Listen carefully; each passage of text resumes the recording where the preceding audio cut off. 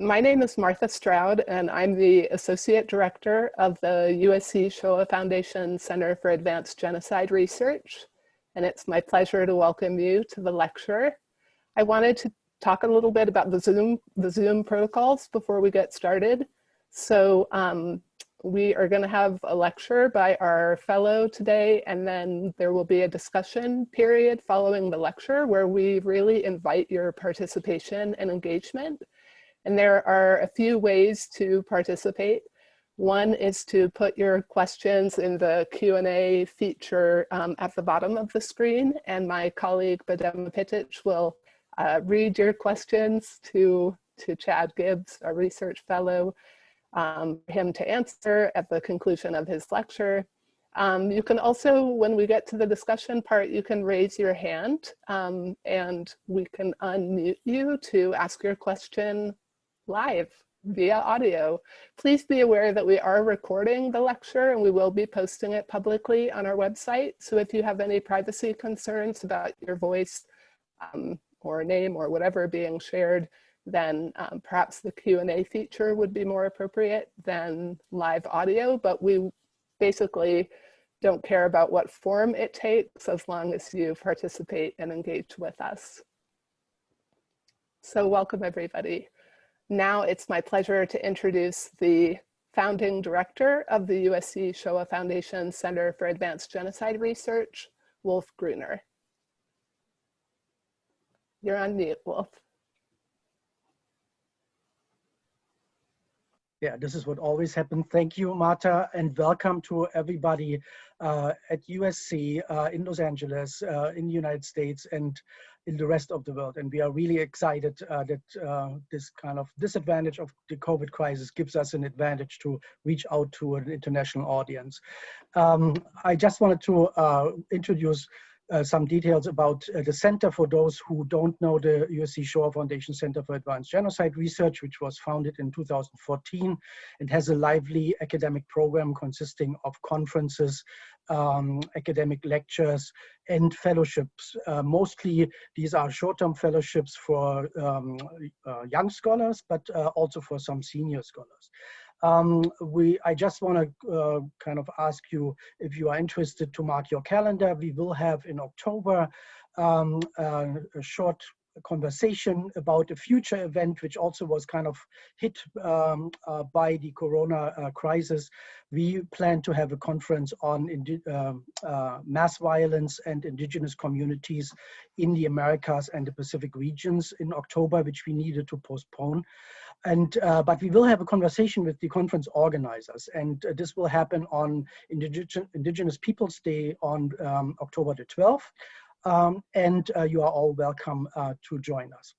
But today it's my pleasure to introduce you to our fellow, the 2020-21 Breslauer, Rutman, and Anderson Research Fellow, Chad Gibbs. This fellowship is endowed to enable an advanced standing PhD candidate from any discipline and from anywhere in the world to conduct research for a month with the testimonies, the video testimonies of the Visual History Archive at the USC Shoah Foundation, and also to use other genocide-related resources we have accumulated at USC. And we can't proceed with this without thanking the donors who endowed these fellowships: Gerald Breslauer, Mickey Rutman, Tammy Anderson, and Sharon DeGrife. Chad Gibbs is this year's fellow, and he is a PhD candidate, as you can read yourself, at the University of Wisconsin-Madison. He earned his master's at the University of Nebraska, Omaha, and his bachelor in history at the University of Wyoming. He won this competition for the fellowship because he is an already very accomplished young scholar. He received several very distinguished fellowships. So, for example, he was a George Mosse Graduate Exchange Fellow at the Hebrew University in Jerusalem from 2019 to March 2020, where he studied modern Hebrew and conducted archival research at Yad Vashem and other archives. he also earned the Fred and Maria de Vinci Memorial Fellowship at the USHMM, the Holocaust Museum in Washington, D.C., which he will start almost immediately after this lecture. And then he also received the Dory Laub Fellowship at Yale University at the Fortunoff Archive, where he also will work with Holocaust survivor testimonies. He is already, although still in his dissertation research, he is already published. Some of his work was published as under the title Lessons from the Treblinka Archive, Transnational Collections and Their Implications for Historical Research at the Journal of Contemporary Archival Studies in 2018. He also published in the Journal of Yiddish Studies, and this shows already his kind of variety, his kind of very interdisciplinary approach regarding his studies. He also kind of is interested in reaching out to the wider public, so he published about his scholarship in the Forward and also is writing blogs. But he is here because his dissertation project, which is currently titled Against the Darkness, Perseverance, Resistance, and Revolt at Treblinka, opens up new avenues to think about the life of the inmates of this, what we usually understand as an extermination site.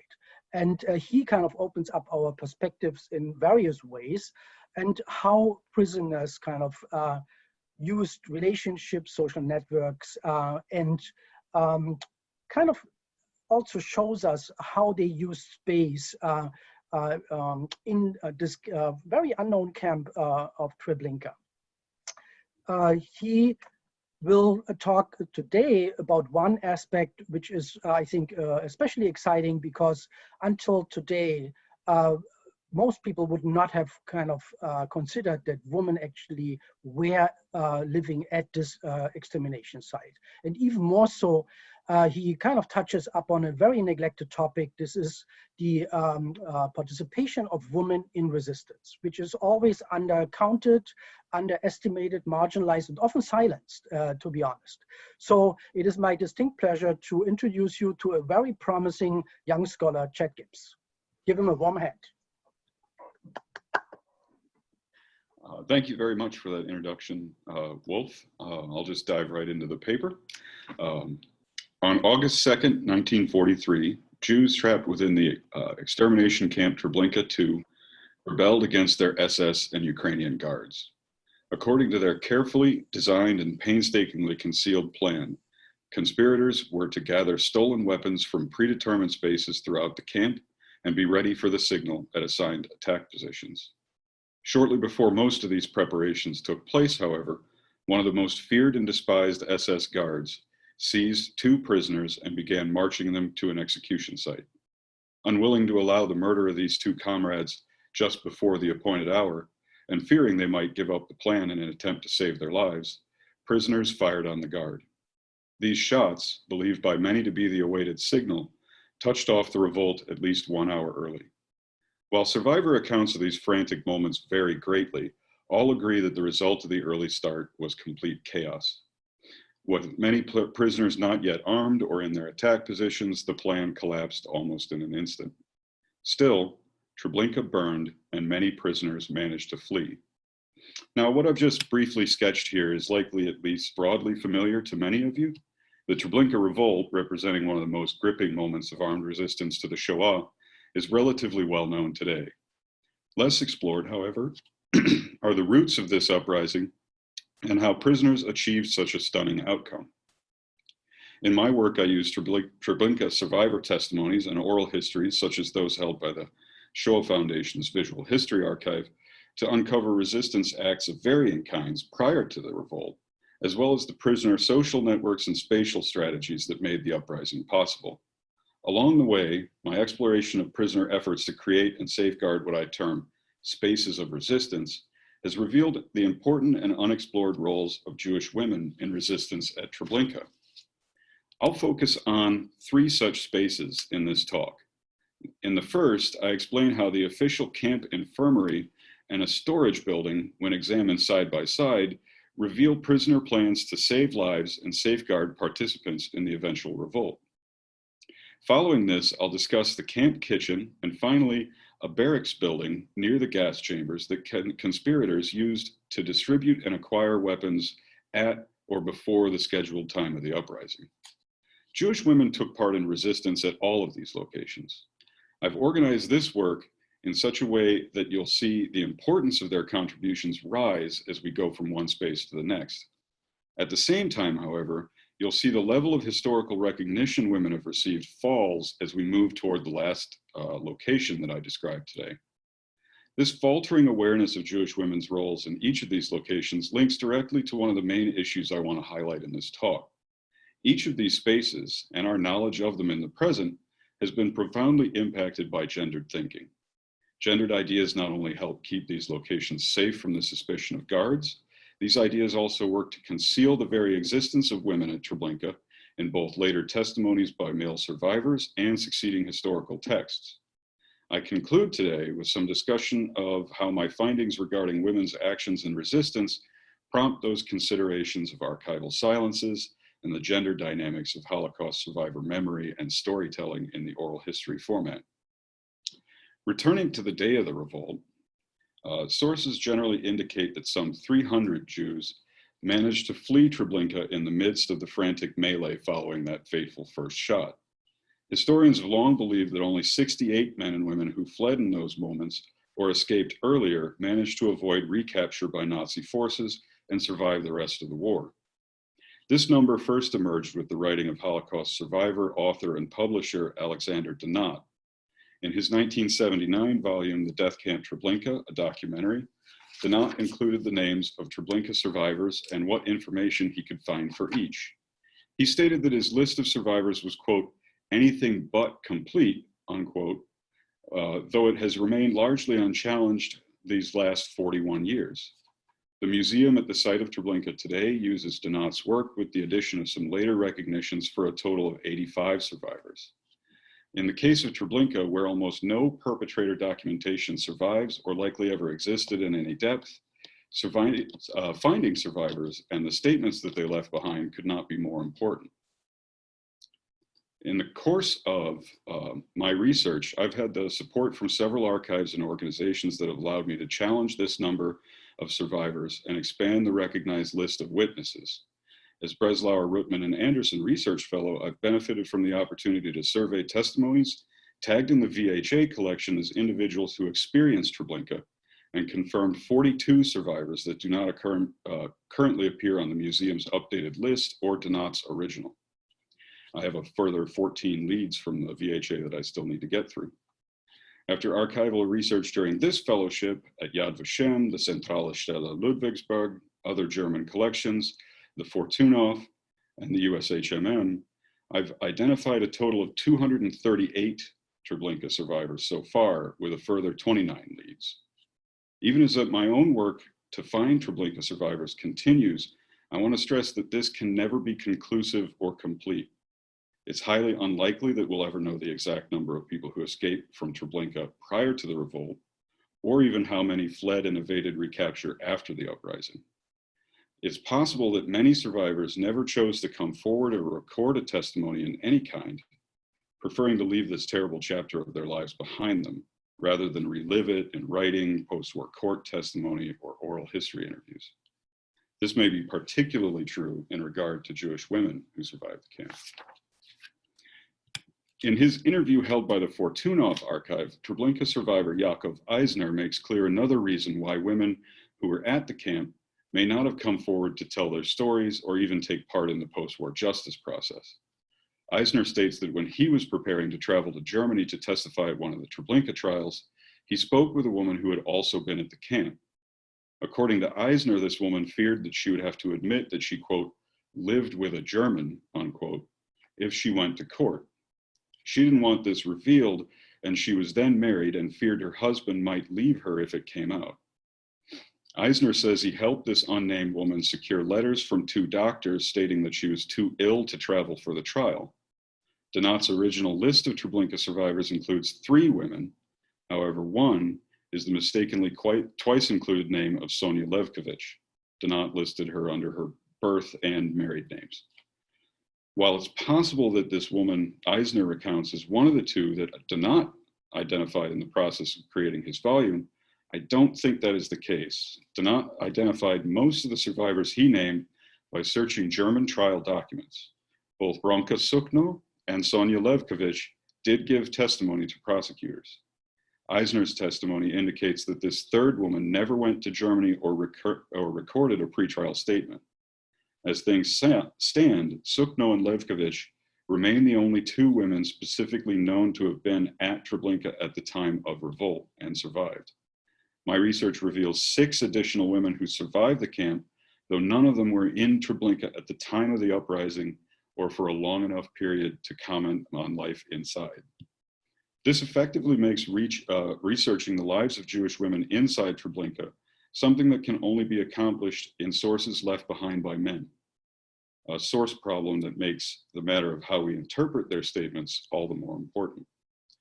Mr. Eisner's oral history highlights 2 reasons we know so little about the history of women prisoners at Treblinka and their participation in resistance and revolt.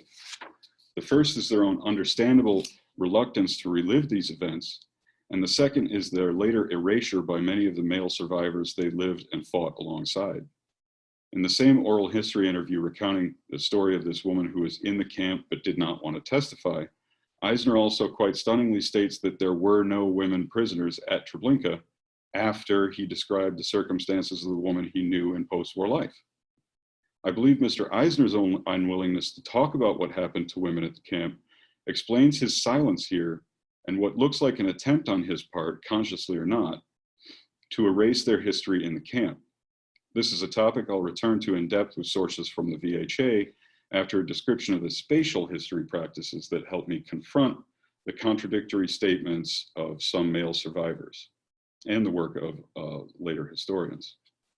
Expanding from the my initial interest in social networks of Jewish prisoners inside Treblinka, my work to understand the organization of resistance pays close attention to the spatial realities of prisoner life within the camp. By examining networks in tandem with geographies in a tightly and lethally regulated place like Treblinka, I can get a sense of which prisoner relationships, functioning like links in a chain, provided access to materials and spaces important to Jewish perseverance and later revolt. I've identified several spaces of resistance inside Treblinka, or locations with unique importance and meaning to prisoners. Members of the organizing committee, a group of inmates in charge of resistance planning, carved out and protected these spaces to expand their combined access to camp geography through efforts to control the perceptions, actions, and movements of German SS and Ukrainian guards. In my first example, prisoners wrested back a degree of control over life and death by finding means to limit German entrance to a structure called the Pferdestall. It's German for horse barn, also called Storage Barracks B. And if you can see my cursor here, it's this building right here, number 26. The Pferdestall never actually functioned as a horse barn or a living accommodation. The name comes from its design and its normal use in other camps or at other locations. At Treblinka, guards used this structure for the storage of clothing stolen from those murdered at Treblinka. Control of this building and the infirmary, which is inside the prisoner barracks right here, enabled conspirators to both safeguard sick comrades and hasten the removal of distrusted informants. Women prisoners helped in both the elimination of informants and as daytime message couriers between the Pferdestall and the main prisoner barracks. These 2 locations combined to form a single space of resistance. The Jewish prisoner Lager Ältester, or camp elder, Alfred Galewski, the highest ranking prisoner in the German assigned hierarchy and a leader in the resistance, secured permission from the SS to create an infirmary in the main housing barracks with the allowance for 15 inmates to recuperate there at any one time.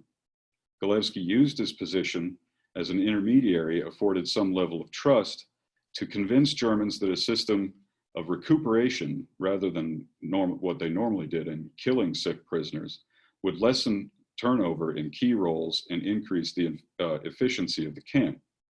Neither side of this bargain, however, intended to use the official infirmary as a true place of healing.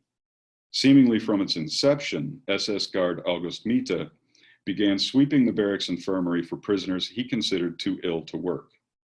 Miete routinely marched those he selected from the bunks set aside for the sick to a place of execution. The predictability of his actions made it possible for prisoners to not only protect those they hoped to save, but also to use him, Miete, against their internal enemies. Individuals that resistance members wanted gone could simply be left in the infirmary, some of them incapacitated in the first place due to injections given by inmate doctors, while sick members of the prisoners' conspiracy were instead hidden under sordid clothing in the Pferdestall and allowed to recuperate there during the workday. Survivor Samuel Willenberg also points out how prisoners could even hasten the removal of an individual from the infirmary by informing the SS of their condition and bringing about one of Miete's rounds on their own schedule. Dr. Irka Levkovsky was one of 4 prisoner doctors who may have helped drug informants so that they would appear ill enough for Miete to select them on one of his rounds. Prisoners controlled the safety of the Pferdestall, on the other hand, as an actual space of recuperation by leveraging German SS fears of lice and typhus, a preoccupation owed in no small part to Nazi propaganda labeling Jews as carriers of lice and vectors for typhus.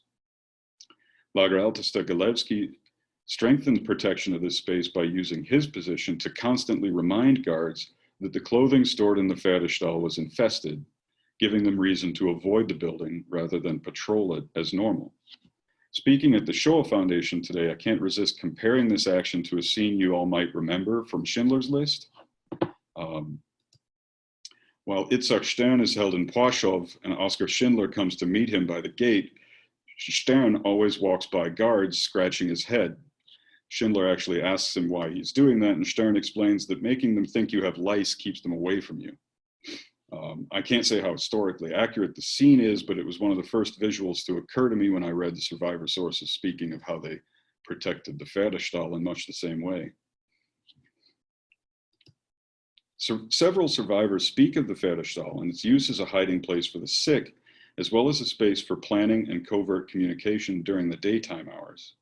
In a statement given in 1961, Bronka Sukno explained that her job in the tailor's shop, which is again right here in the prisoner barracks, if you're looking at my cursor, gave her the ability to move freely between the shop, the Pferdestall, and other areas. Moishe Kleinman, the supervisor of the tailor's shop, confirms this and tells of his own ability to move back and forth between these spaces at will. VHA interviewee Richard Glazar, who worked as a sorter in the Pferdestall, remembered Kleinman's visits to the building and his own messages for those working there in his book. Glazar, however, does not mention visits by Sukno. Tailors like Sukno and Kleinman needed access to the clothes stored in the Pferdestall to gather materials for items they made at the behest of German guards. This exploitation of goods stolen from those killed in the gas chambers by guards was common at all 3 of the Aktion Reinhard camps. Saddening as this is, it provided Jewish prisoners with certain opportunities for resistance and survival. VHA interviewee and Treblinka survivor Eddie Weinstein successfully hid in the Pferdestall for as many as 17 days with a bullet wound to his arm inflicted by a Ukrainian guard while he was on the way to Treblinka. Despite a conspicuous inability to raise his right arm, Weinstein survived in this space of resistance until he was able to escape from the camp with the help of others. His survival in the Pferdestall was early in the existence of the camp, long before the establishment of the official infirmary on the suggestion of Galewski. That timing leads me to believe that the creation of the infirmary as a place of healing was never really Galewski or Resistance's intent. The prisoners already had a place to recover in the Pferdestall. The infirmary and the Pferdestall take on positions as a space of resistance through inmates' ability to control their use and meaning. At this space, women helped remove informants and carried information to the Pferdestall that could have warned of impending visits by the guards or other changes during the daytime hours. While some work on the camp already points out that Dr. Levkovsky assisted in resistance at the barracks infirmary, Bronca Sukno's ability to act as a courier between the Pferdestall and the prisoner workshops on the other side of the camp has not been recognized. Kleinman's early 1944 writing further confirms that she and other women working in the tailor shop could enter the SS barracks at will to collect or drop off clothing. The importance of their ability to watch this space and report on the comings and goings of guards could hardly be overstated, though it's rarely mentioned by male survivors, especially in later oral histories. Beyond the Pferdestall infirmary space, the contributions of women are more directly stated in sources covering the provision and concealment of arms for the uprising. Turning now to the camp kitchens, and the next space of resistance in this talk brings us back to the day of the revolt and plans for the distribution of stolen weapons just before the appointed start of fighting. Examination of this space further compels confrontation with the erasure of women from both the history of Treblinka and planning of resistance in male survivor testimony. In his VHA interview, Abram Kolsky stated that he was to collect a weapon from the camp kitchen a couple hours before the revolt. He explains that arms intended for this work detail were stored there after other prisoners had stolen them from the SS armory with the use of a secretly acquired key. What Kolsky does not say, at this or any other time in his interview, is that Jewish women staffed the kitchen, which is located right here at the front of the barracks building. In fact, Mr. Kolsky never mentions women prisoners in his oral history at all. Other sources, however, confirm that work details in the kitchen, the laundry, and the tailor's workshop in this main section of the camp were either entirely or partly made up of Jewish women prisoners.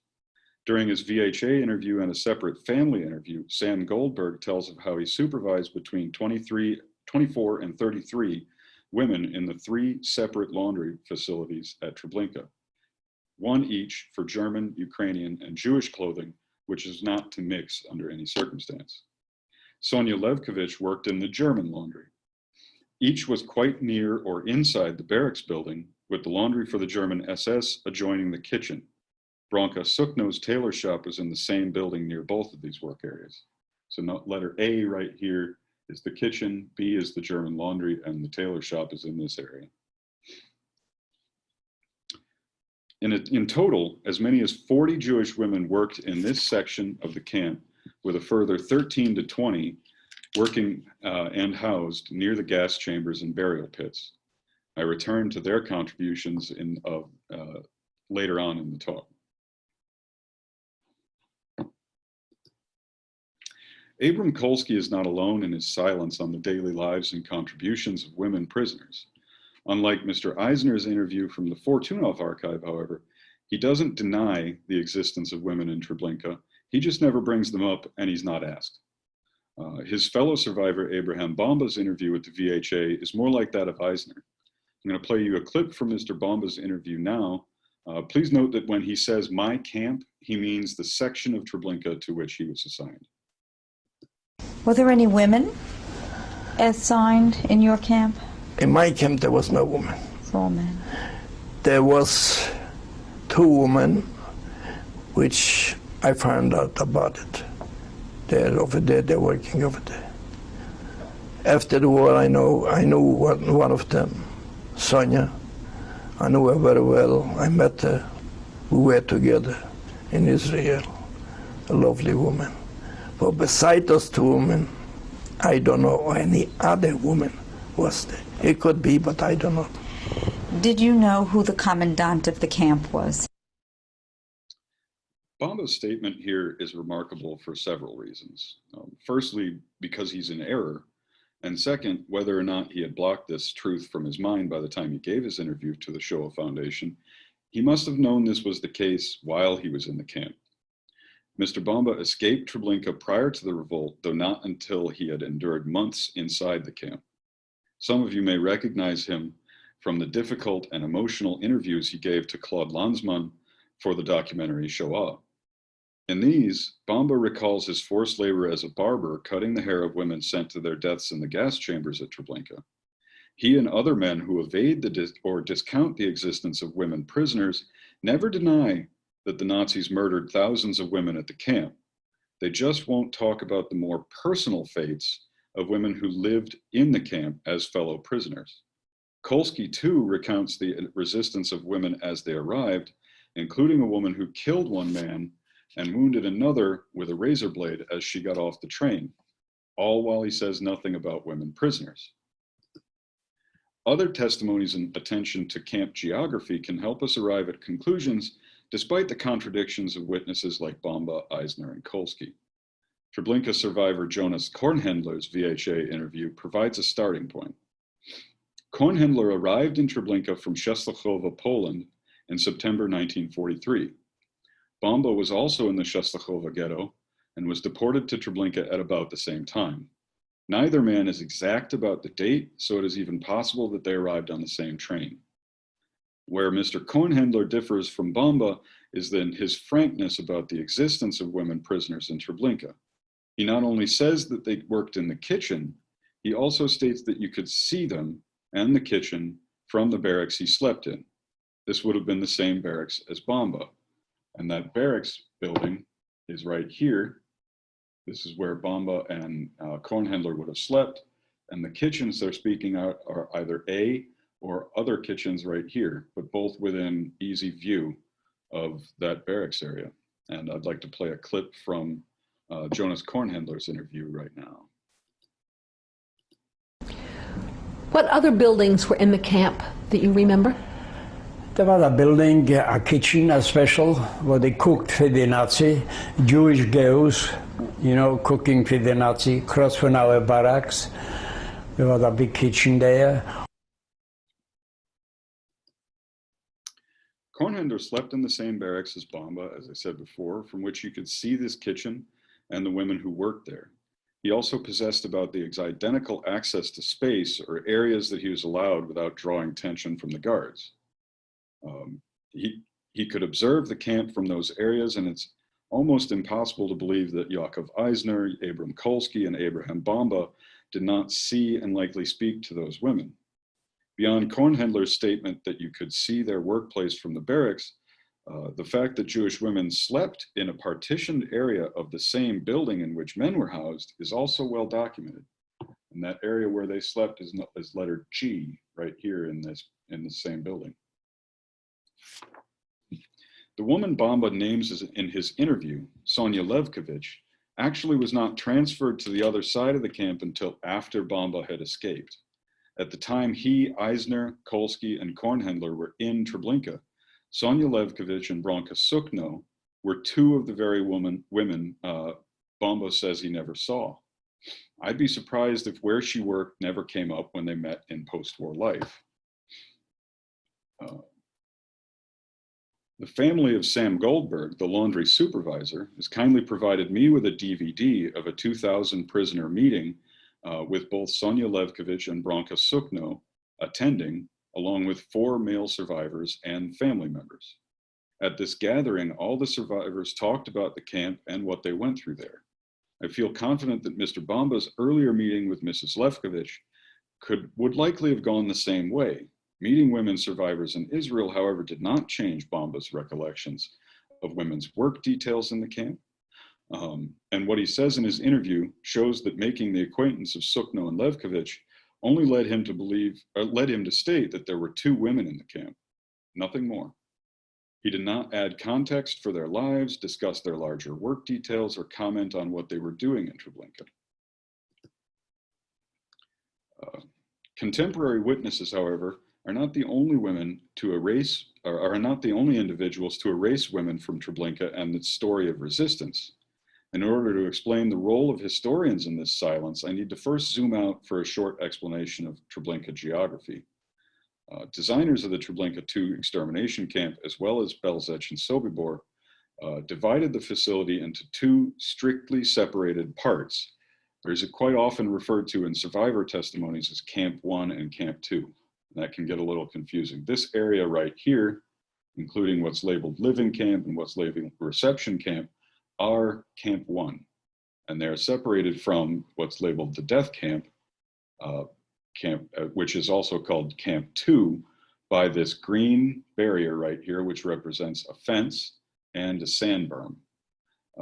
Richard Glazar's his memoir of life inside Treblinka and the Holocaust is called Trapped with a Green Fence, because of the branches constantly woven through this fence so that you could not see through it.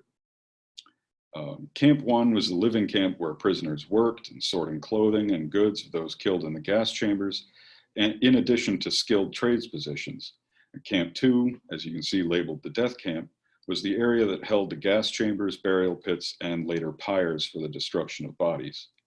Each camp inside Treblinka II had its own Jewish prisoner population. Treblinka's SS and Ukrainian guards ensured that any prisoner who entered Camp 2 could never go back to Camp 1.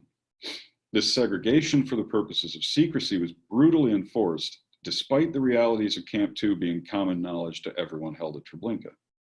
Up to this point in my talk, I've only discussed prisoners and spaces held in Camp 1.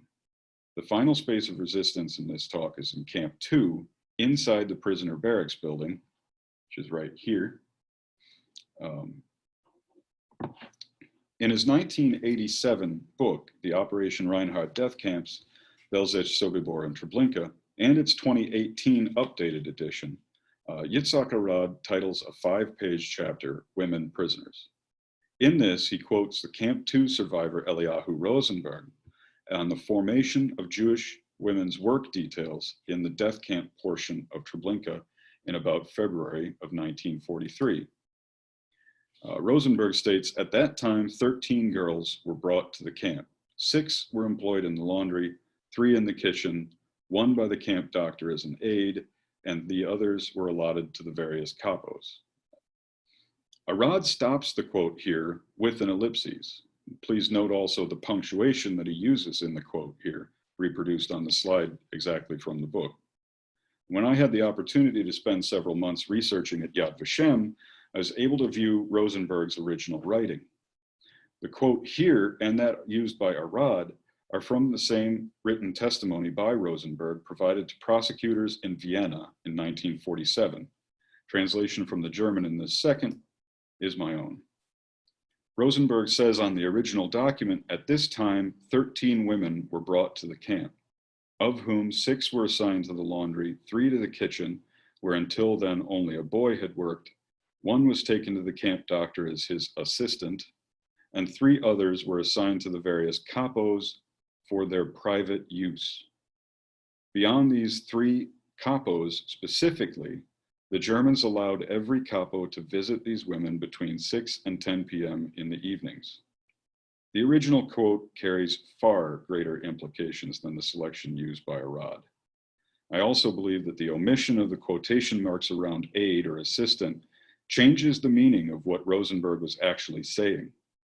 Rosenberg uses these scare quotes around the term private use in the section cut off by Arad. He's clearly pointing to something more. Rosenberg's statement alongside the 1961 Eichmann trial investigation testimony of Shlomo Hellman reveals the existence of a site of forced sexual exploitation, or what is often termed a camp brothel, and works on other German camps during the Holocaust. While oral histories and existing Treblinka literature don't mention such a space, early written testimonies prove its existence. Hellman further describes how women forced to endure this place provided the lion's share of arms available to Camp 2 prisoners on the day of the revolt. Explaining the day of the uprising, he stated, quote, "Our girls, meanwhile, distracted the Ukrainians who had put down their rifles back in the waiting room," unquote. He then states that Moshe Schneider ran into this waiting room and attempted to flee with 8 rifles secured by these women. He was shot, but the weapons seem to have ended up in the hands of other Jewish prisoners. This waiting room does not appear on any existing map of Treblinka. However, a women's barracks room, capo's rooms, and a doctor's room adjoin in the same section of the building. That would be right here, labeled 39, B, C, and D, these small rooms right here. I should add that although all he says is waiting room, there's no other conceivable purpose or reason for a waiting room that guards would use inside Treblinka. Shlomo Hellman also recounts how Zello Bloch ambushed and overpowered a Ukrainian guard near the well. Bloch, a recognized leader of resistance in Camp 2, and his accomplices threw this guard, or two guards, the sources differ on that, down the well and took his rifle. Before finding Hellman's testimony, this was the only source of weapons in Camp 2 of which I was aware. The amount of testimonies that speak of firing back at the guards in this section of Treblinka had always seemed too high for the one or two rifles seized at the well. Hellman and Rosenberg's combined revelation of sexual exploitation at Treblinka not only returns long ignored women to the historical record, it shows their pivotal participation in the revolt. There was a camp brothel at Treblinka, and on August 2nd, 1943, it became a space of resistance for the provision of arms. It's unfortunate that survivors and historians alike have avoided revealing the existence of this place, as it has delayed acknowledgement of what these women endured and the role that they played in the capture of arms for the uprising. Arad's decision to stop short of quoting Rosenberg in ways that would clearly reference sexual exploitation seems in keeping with the time in which he wrote. His book also barely mentions that Suchno and Rosenberg insist the deputy commandant, Kurt Franz, was homosexual and maintained a forced Jewish sexual partner inside the camp. Discussions of sex, sexuality, sexual exploitation, rape, gender, masculinity, and related topics begin to appear regularly in studies of the Holocaust only years later. Arad might also have feared that continuing the Rosenberg quote would harm living survivors. Recall the unnamed woman who worried that her husband and family might discover what she had gone through and judge her for it if she testified against the guards. An extensive exploration of these topics while most survivors were still alive might have made her fears a reality. I believe the same sort of logic, among other factors, is at play in the silences and erasures of later oral history interviews given by male survivors. Few oral history interviews given by men who survived Treblinka mention sex, sexual violence, or the lives of women inside the camp. The tendency to avoid the topic in recorded interviews at times runs contrary to the recollections of these very same men in other formats. This is particularly true for statements written in the years just after the war. Eddie Weinstein, the survivor shot in the arm and hidden in the Pferdestall from earlier in this talk, says nothing at women at Treblinka in his oral history. In his memoir written in 1947, and published by Yad Vashem in 2008, however, Weinstein provides more. He says that, "We also heard the Germans spared pretty women, whom they kept around for gang rape by German officers and Ukrainians and murdered them. Only men were employed in the parts of Treblinka where I worked. Once, someone called to my attention to a young woman dressed as a teenage boy who was sorting clothes with us. I don't know how long she survived." In this passage, Weinstein, as others, is more forthcoming about the fate of women and the circumstances, about the fate of women that circumstances did not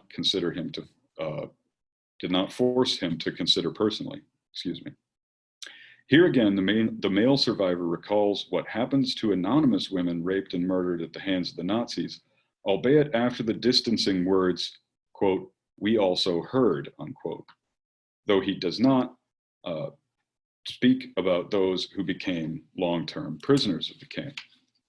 Weinstein here follows the example of Bamba, Kolsky, and Eisner in denying the presence of women we can prove that he saw by examining the geography of his life inside the camp. He lived in the same area as Bamba, and he must have been fed at the same kitchen as all the other Camp 1 prisoners. Commensurately, the selections, rapes, and murders that he says he heard about, and insinuates therefore that he did not actually see, took place in areas he would have been able to view from his routine place of work at the camp. The most important difference between his VHA and that of others here, VHA interview and that of others mentioned here, is that the interviewer never directly asked him about the presence of women, so he was never put in the position to make a denial. What must be addressed first is that male survivors may have their own troubling reasons to avoid discussion of women in the camp. To be certain, the survivors mentioned in my talk today, weighing their oral histories, the other sources they've left behind, and what I can conclude about their lives in the camp from further evidence, do not appear to have any individual culpability in the sexual victimization of Jewish women at Treblinka. This is not to say that acts of sexual violence or relationships of a tremendously unequal and exploitative nature did not happen between Jews in this camp or in the Holocaust writ large. My sources show that Jewish men and women did enter into relationships that can be characterized as sex for barter or instrumental sex in the terms of historians Anna Haikova and Waitman Born. Rather, for the interviewees I've highlighted today, I believe that their silence in this historical source format, the oral history in particular, are the result of certain issues inherent to the format and the process of something that historians should be aware of when they work with these sources. The existence of these and other oral histories that avoid the topics of women prisoners, sex, and sexual violence urge a consideration of what might cause male interviewees to be evasive. I believe their silences are best explained by what the historian Mary Louise Roberts terms gender damage, or injury to their masculine self-conception brought on for these survivors by discussion of violence against women. These men, Holocaust victims themselves, could do little or nothing to protect Jewish women from the sexual violence of guards and some prisoners of positions of power. The prospect of telling such stories years later might be understood as a traumatic bridge too far. In short, retelling the full picture of sexual violence against women at Treblinka could cause a revisitation of their inability to protect women as their traditional gender roles required. It's necessary to consider the audience and settings specific to the oral history process as well. In the vast majority of cases, men who survived Treblinka and gave oral history interviews recorded their contributions in their own homes. Interviewers for the Shoah Foundation Visual History Archive did their best to make sure these survivors were recorded in private, that is, with the presence of only the interviewer and videographer and away from family members. Though several interviews show that this was not always possible. Archival interview notes for Treblinka Revolt survivor Leon Diskin's oral history, for example, contain a remark by his interviewer that quote, the survivor's wife arrives unexpectedly and fuddles in the kitchen. Even the best laid plans can go awry. The best laid plans were the hope that Mr. Diskin could be recorded alone. Similarly, family members and other individuals can clearly be heard moving about in the background of several interviews. Sam Goldberg's Yiddish language VHA interview concludes the voice of his wife Esther calling out to him from another room on a couple of instances. Escape survivor Adek Stein's VHA oral history best demonstrates the relevance of audience and interviewer-interviewee interactions. I'd like to play for you now the last clip of my talk and ask you to observe both Mr. Stein's body language and what he says about discussing the topic of sexual violence against Jewish women during the Holocaust. They take some girls. They take some girls to make fun, for fun. And take it out on the street, not on the street, on the part where you've been. I don't want to say this too, it's too drastic to say what I do. The young girls are here. In front of you? You know, this girl, I mean, this girl's here. Don't worry about it.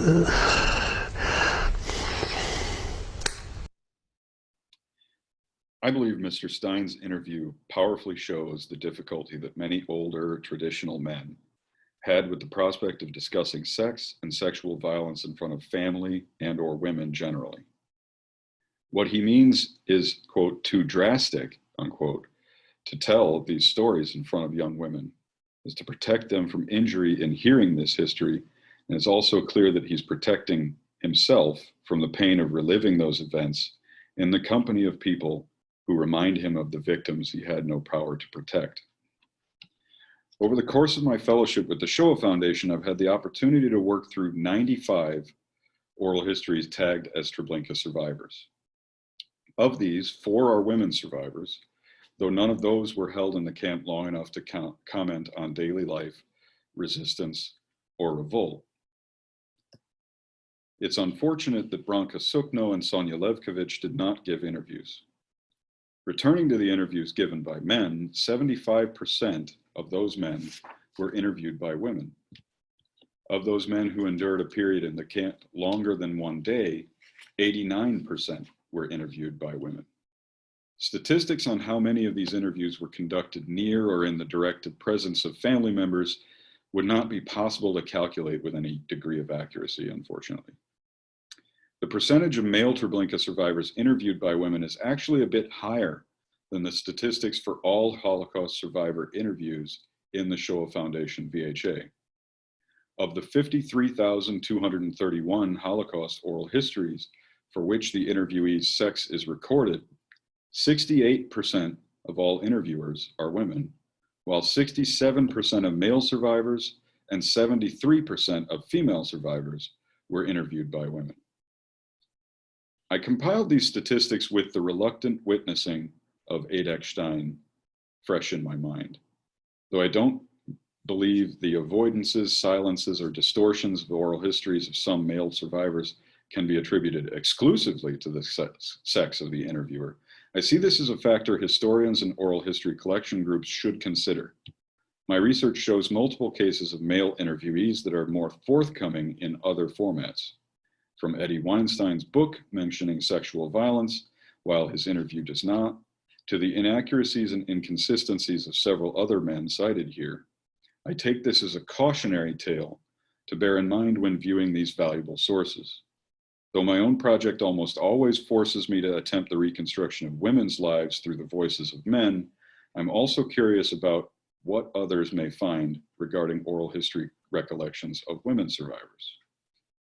The history of resistance at Treblinka and its memory are in multiple ways impacted by gendered thinking. Inside the camp, women's work details and the spatial access of individual women like Branka Sukno reflected the gendered beliefs of German guards, often to the benefit of resistance. The SS did not view Jewish women as a threat to their control of the camp in the same way they thought of men. As Sukno states, she had the ability to enter the normally forbidden personal quarters of the SS guards on a basis of her sex. Moishe Kleinman, a male tailor, did not enter SS quarters. Of course, the violent sexual exploitation that other women endured in the Camp 2 brothel is the most terrible example of this same thinking. Though women here transformed this space into a powerful source of material support for resistance. I can think of no other place where guards would set down their rifles in the presence of Jews. The sexual violence they perpetrated and their beliefs about women's supposed inability to threaten their power undoubtedly played a role in the laxity of their actions and the ability of prisoners to rise up against them. Our knowledge of these events and others inside Treblinka and during the Holocaust more broadly is often a product of gendered thinking at the time and in the years following. As Yaakov Eisner's interview shows us, women had more, or at least very different, things to fear in coming forward as trial witnesses and later oral history subjects. I think it is no coincidence that Branka Sukno and Sonia Levkovich sought the community of their fellow survivors, though they never wrote memoirs or, to my knowledge, recorded interviews for public consumption. Nevertheless, I find that attention to the networks and spaces of resistance at Treblinka allows us to read against the certain surface level distortions and evasions of male testimony to recover the contributions of women in resistance. Jewish women at Treblinka fought back in self-led, spontaneous moments of armed and unarmed resistance, organized to protect their own lives and those of others in great peril, and endured the eye of hell to arm an insurrection they knew it was unlikely they would personally survive. With this talk and my work more broadly, I hope to deepen our understanding and recognition of their incredible actions. I thank you all, and I look forward to your questions.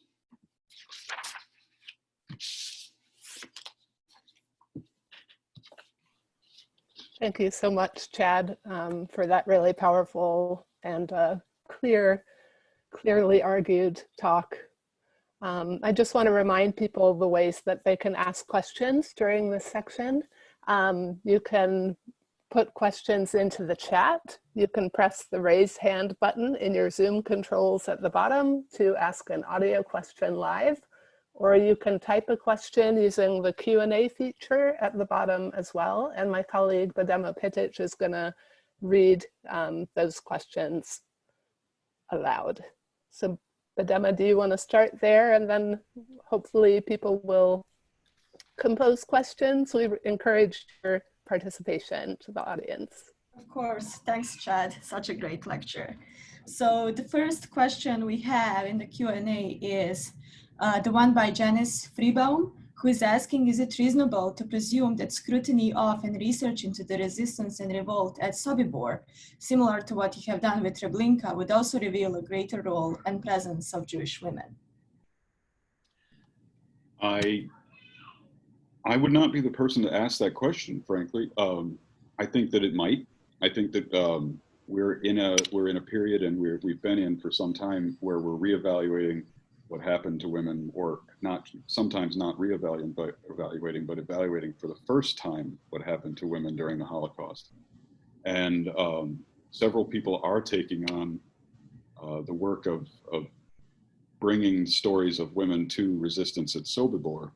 Hannah Wilson is a PhD student in Great Britain, and I've just recently spoken to her about, she has a paper that she's working on and says she plans to put out soon on women in resistance at that camp.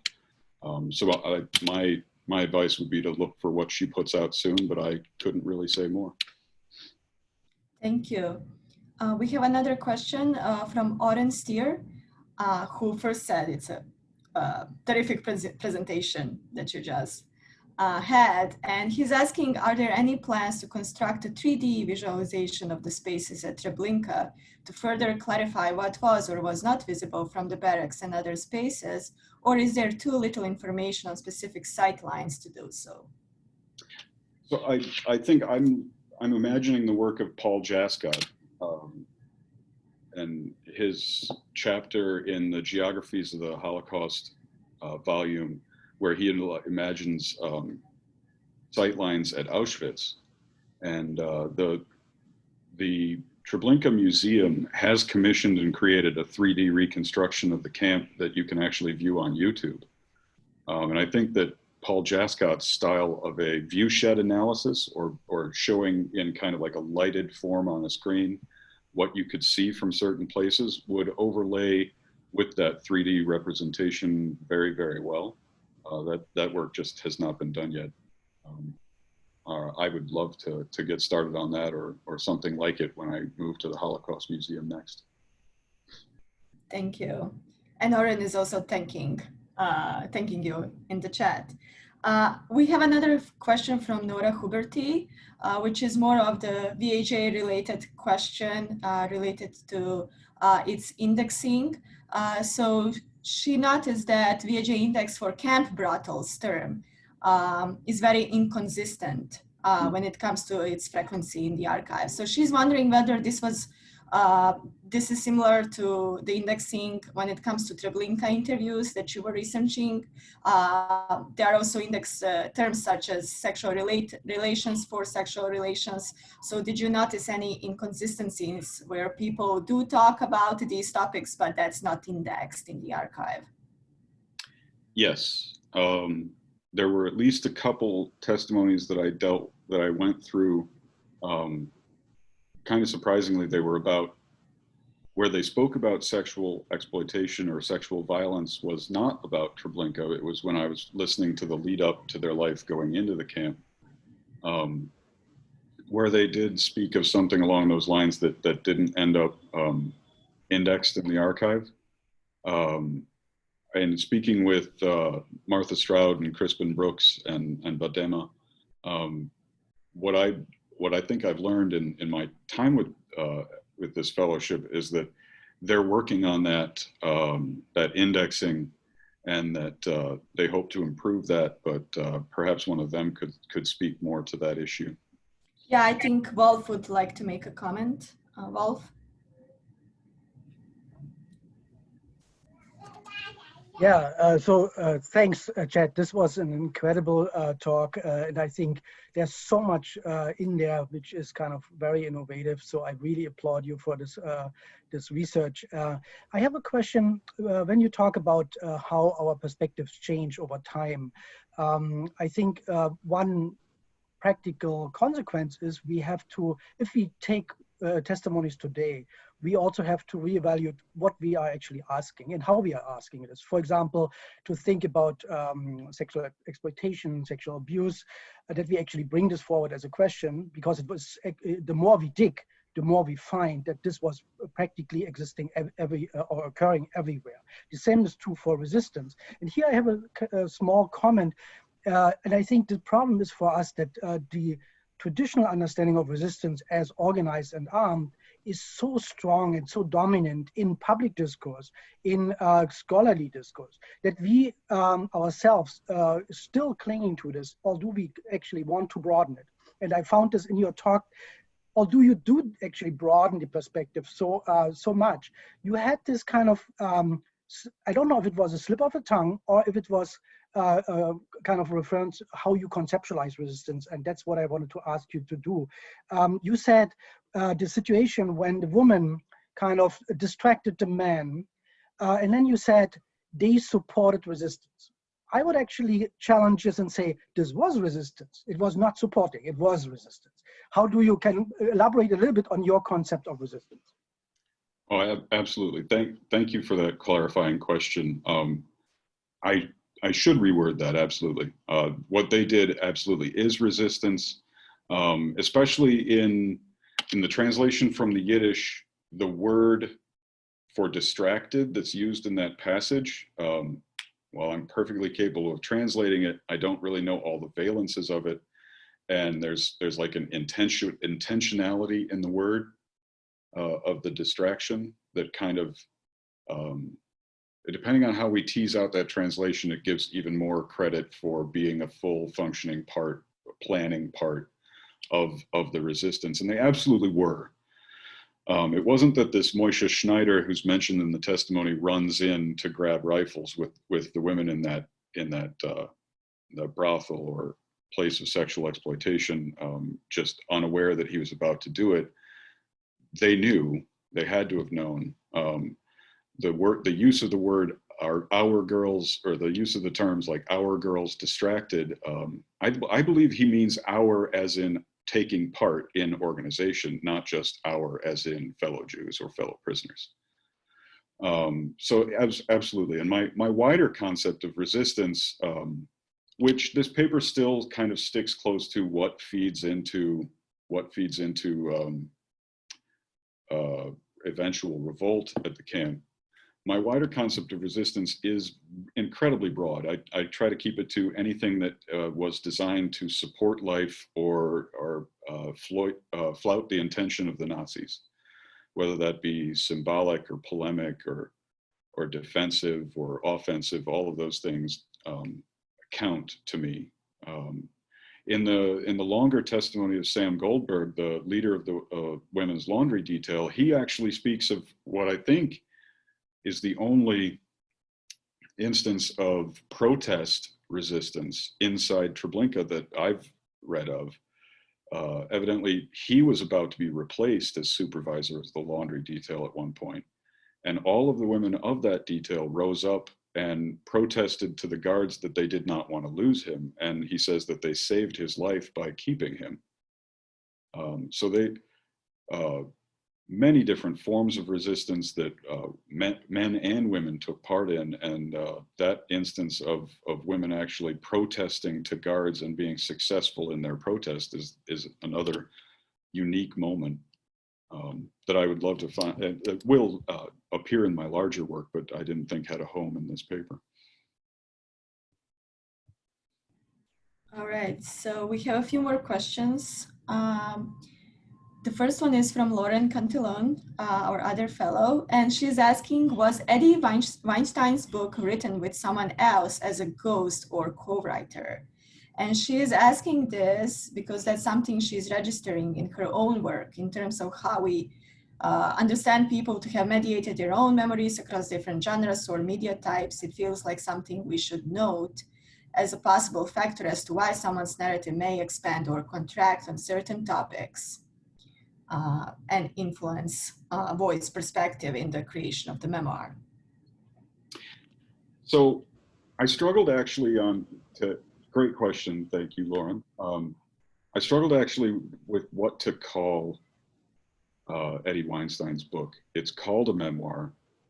That genre of post-Holocaust writing, which you can confirm is not a diary in the typical written down every day sense, is generally referred to as a memoir, but this is actually the publication of something he basically wrote for Vienna prosecutors.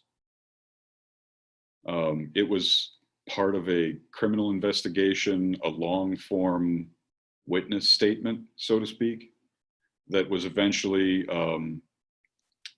I would just say, like, edited, not incredibly heavily, just edited and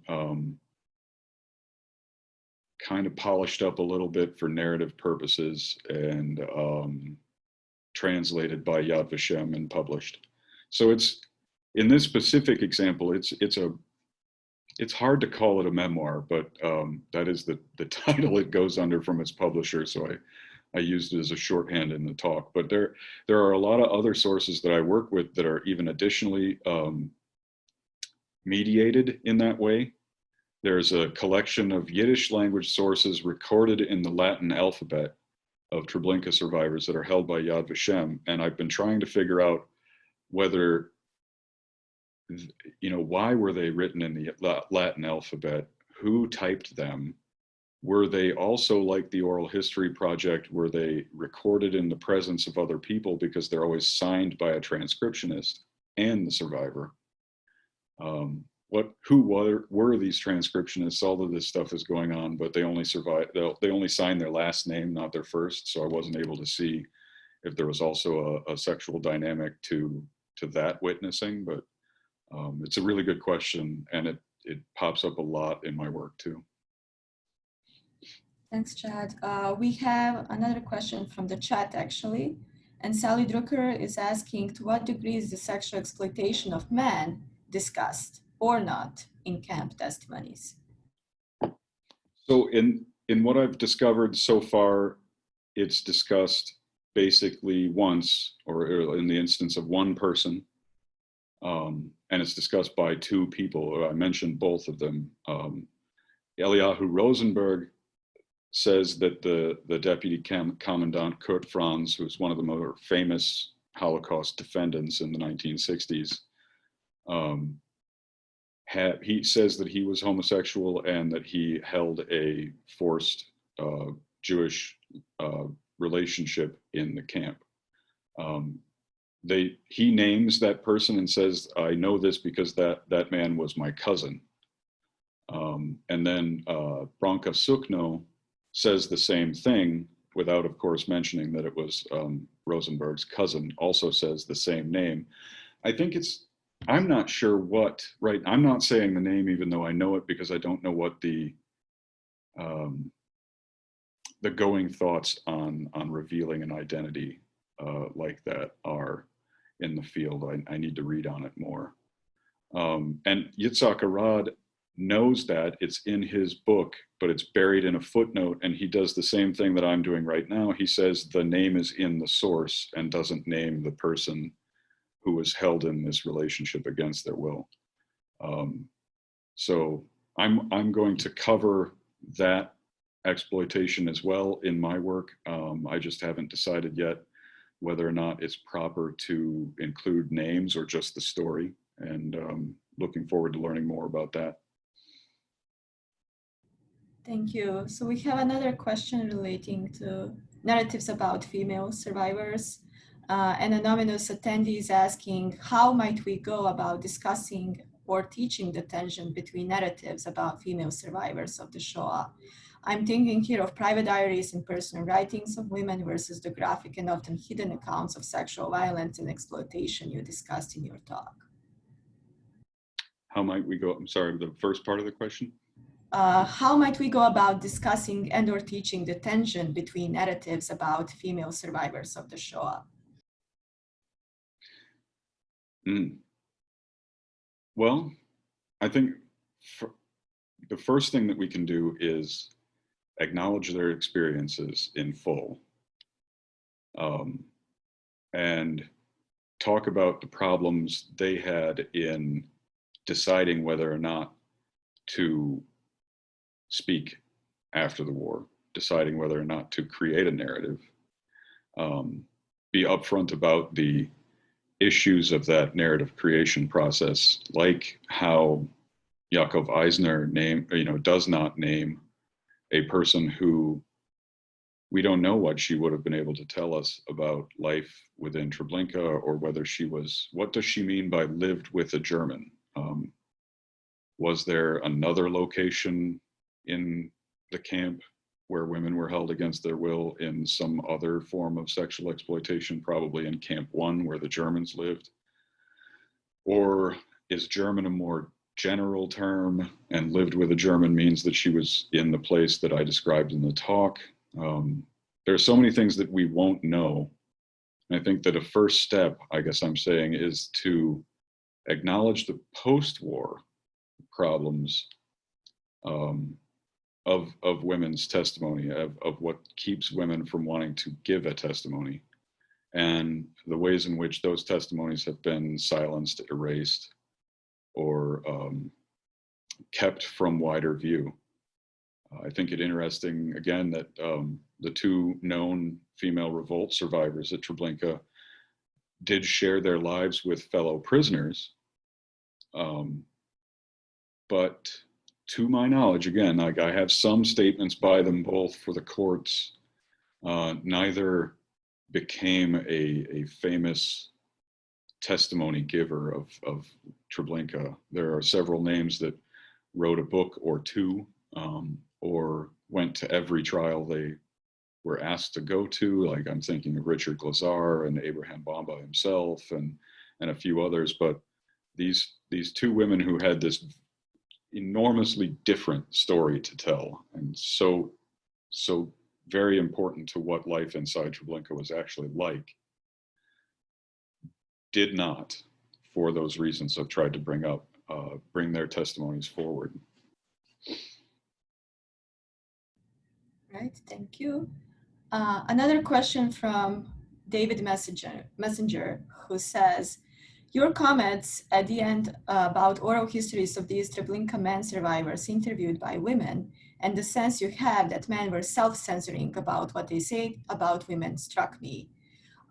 So he's asking, are there things that oral history interviewers can do in preparation for these interviews, or in preparation for asking questions regarding sexual violence, to get more from these interviewees? Something also that we can add to teaching about how to conduct these oral histories. I hope so. A couple of the things that I noticed in going through these testimonies is that when certain questions were approached, let's say more obliquely instead of bluntly at first, they get answers instead of outright denials. Like, we remember back to Abraham Bamba's clip that I played, he's asked kind of in a sequence that isn't building up to it. They were talking about something completely different before, and then his interviewer just goes, were there women in the camp? And with it coming right at him out of nowhere, he says no. Makes his denial, and then makes the strangely contradictory story, story about how he knew these two women that were in the camp, but there were no women, so on and so forth. When other interviewers, like Jonas Kornhändler's interviewer, asks him, tell me about the other places in the camp, that's how she got him to talk about the kitchen, and then he fills in on his own who worked at the kitchen. So it's, when you want to get at something that may be touchy for the survivor, I think that the lesson is, we'll come at it slowly and in pieces. Come to the topic of the opposite sex in the camp by asking about work details. We're talking about a location where you know that, hopefully the interviewer will go into it knowing something about the location that they're asking about, and they can go, well, I want this individual to give me more about women at Treblinka. Let me start by asking about the laundry detail, or let me start by asking about the kitchen, and get those smaller comments on board before asking the harder truth. So kind of build up to it is my suggestion. That's a great suggestion. I think we have a few raised hands. So let me just read one more question before we allow these people to ask their questions. So this question is from Florian Zabransky, who is asking whether you could say more about the brothel, who were the women and who perpetrated sexualized violence. So the women, I don't know any of their identities. It's probably that there were in the neighborhood of 6 to 10 women there. I think I can place it on the map where this brothel was, and it was clearly used by both capos and Ukrainian guards. I do not at this point believe that it was used by German guards. German guards participated in what we heard about from other sources in my own talk. They participated in violence against women on the other side of the camp in different ways and places. So I think that the people who used it were the Ukrainian guards for the most part, and certain capos. And I should say also that it's certain capos that were not involved in resistance. There are a bunch of testimonies that speak of capos in Camp 2 specifically that were not allowed in the resistance. Sometimes it's put in these quieting terms like, we didn't allow men into the resistance if they had relationships with women. I'm not exactly sure how we should interpret that statement in every regard. Sometimes they literally mean a relationship, and other times they might mean we don't allow them in if they participate in sexual exploitation. There are different meanings to what they're saying, and I think we have to parse them on an individual basis. But it is, I believe, that as the Rosenberg quote points out, certain prisoner leaders were given the opportunity to use that place and victimize those women, and did take part. And the Ukrainian guards absolutely did. All right, we're going to take a couple of audio questions, people who've raised their hands. So Amy, I am trying to ask you to unmute. Oh, here we go. Can you hear me? I can hear you, yes. Okay, so thank you for a really interesting talk today. I'm staff at the Shoah Foundation, and I share your frustration, what I'm sure is frustration at unevenness of applicability of certain indexing terms. It was a question that somebody raised earlier. But I was very impressed and very surprised by your discovery of all these new accounts of survivors of Treblinka. And I wanted to ask about the degree to which indexing helped. Like, did you basically just type in Treblinka, or was there a combination of factors that allowed you to identify those new people? Because it was frankly astonishing to me that such a huge discovery could be made like this late in the game, so to speak. Like, 75 years after the liberation of the camps, we've had testimony, written testimony, oral testimonies from multiple sources. Like, how have we gotten to this point with no one else thinking to ask this question? And to what extent did the indexing for Treblinka help you kind of make this amazing discovery? Well, thank you. And thank you for your work at the Shoah Foundation as well. I think there are 3 different indexing terms for Treblinka. There's Treblinka I, Treblinka II, and Treblinka generic. And Treblinka II, as an experience search, brings up the 95. And then there is, well, first let me laud that. That is really well done. It brings you to almost no false hits. It brings you to a laundry list of people that, even if you're someone who's been working at this for too many years now, it kind of sometimes feels like you suddenly are hit with a ton of names that you've never seen before. And you go at the list as fast as you possibly can and keep confirming new people. That leads me to like, for the last 75 years, it always bowls me over that I get to do this work, finding all these additional people. But then I always have to remember, just because there was a list, it wasn't like there was a keeper of the list, and no one had the job of updating this list for the last 41 years. So the list became an inanimate object that just never got added to. And actually, the list predating every major oral history project worldwide kind of is one of its largest problems. So a lot of those finds are in oral histories where people come forward who were not book writers or did not participate in a trial and tell their story, and suddenly there are new people.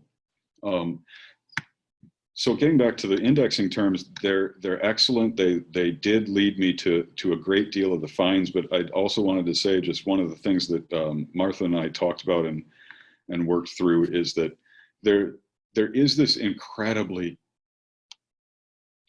complicated terminology when it comes to Treblinka specifically. Treblinka Roman numeral II is the extermination camp. Treblinka I is a forced labor camp, which also held Jews, but was also for Polish political and Polish criminal prisoners or Polish resistance prisoners, et cetera, et cetera. And that's about a kilometer down the road. But oftentimes when interviewees or interviewers would write in their interview notes, Treblinka I or II, it gets really unfortunate in that in Treblinka II, there is a Camp 1 and a Camp 2. So someone goes, tag this one Treblinka I. Yeah, but they meant the Treblinka I of Treblinka II. So it gets very confusing for people. And there's some Treblinka I testimonies that I still want to go through and test whether or not I'll be able to add more survivors to the list. And I want to make sure that I've gotten through all of the people that are tagged Treblinka General as well. But to answer your question in a real short blast, the indexing terms were the main hero of being able to find that many people. It's really good work. Thank you, Chad. Okay, we have another hand up from Ita Gordon. So Ita, I'm going to unmute you so you can ask your question. Yes. Thank you, Martha. Thank you, Chad. It's a pleasure to see you. And it's very interesting being an indexer and having been lucky enough to work with Crisp and Brooks for so many years. And in the building of the indexing terms, it's not that simple. And thank you for bringing some of it up as a scholar. And actually, many of the thanks to scholars who actually give us feedback, it gets better and better. And we built it and we built it and we continue. But on the topic of sexual attacks or sexual activities, as an indexer, I found that sometimes it was the interviewers who evaded some of these questions or didn't follow up with the questions because of their own feeling of discomfort and would not go the next step or the next level with a question. And actually, we built the indexing terms by what they would tell us, what the topics that they would bring up. And for quite a while, I've often sensed that it was evaded or minimized. And I am surprised you have found as much as you did, actually. I applaud you for that. And sometimes the discomfort, of course, was on the part of the survivor who was trying to protect a wife if there was something that happened before he got married, or if he was sometimes, my question really is, would they have been more open to speak if the interviewer had been of the same sex? A woman talking to another woman, a man talking to another man. Since it's sort of a difficult topic, especially from survivors of the Holocaust, where it was a difficult topic to even address. Yeah, I think my theory is that there might be slightly more comfort, not at all saying that it's easy. There might be slightly more comfort in talking about such a topic with someone of the same sex and with someone in a completely private setting. And that's kind of what I tried to get at with the statistics near the end of my talk. And looking at, well, how many of these people were like Adek Stein, looking around the room to too many people who they could, you know, were in his ways of thinking about the world, worried that he would be harming by telling these stories, or, you know, possibly also, as I brought up, worried that, and, you know, at some point inside of himself thinking that these look like the people I couldn't help when this happened. So it is a theory that people are slightly more comfortable with an interview of the same sex when it comes to some topics. I think part of what brings me to that is how better functioning police departments attempt to put a detective of the same sex with a survivor of sexual assault today to have them talk about their problem or their victimization and what they survived. So looking at that in the same way as those law enforcement settings, that's much of why I believe that's probably the case. Studies on law enforcement show that survivors of sexual assault are generally more willing to speak about what happened to them with an interviewer of the same sex. Thank you. Thank you, Ita, Thank for you. the question. Thank you so much. Thank you. Thank you. Okay, I think Budema is going to come back on for the last couple of questions before we conclude. Okay. Yes, so first let me read, actually there's a comment by Rochelle Seidel, who's saying that Ita is correct about interviewers and sexual violence.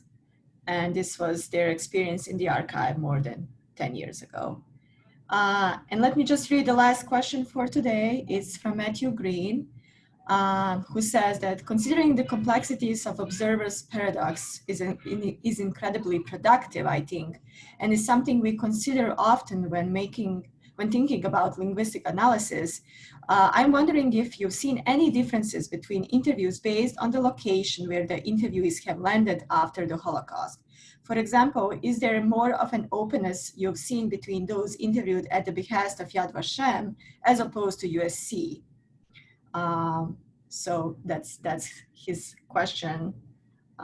And also, you know, whether there's any difference when it comes to an openness or closedness between American survivors versus Australian survivors, etc., or those who migrated to these countries. You know, there are a surprising number of Treblinka survivors in the Australian community, and I did work through a few of their interviews.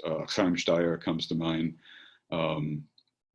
I'm forgetting the names of others, and I don't want to identify an interview as Australian without being completely sure off the top of my head, but I started going down that road to say the Shoah Foundation interviews are incredibly international already, not just the United States or Israel. I watched one from Montevideo, Uruguay, a few, like 7 others. Ita Gordon actually helped with from Latin America in Spanish and Portuguese.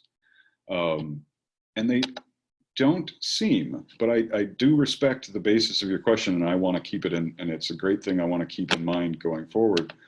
They don't seem to have a great deal of difference, I would say, in location. I still sitting here reacting to your question, think that the sexual dynamics of interviewer-interviewee are more important than location.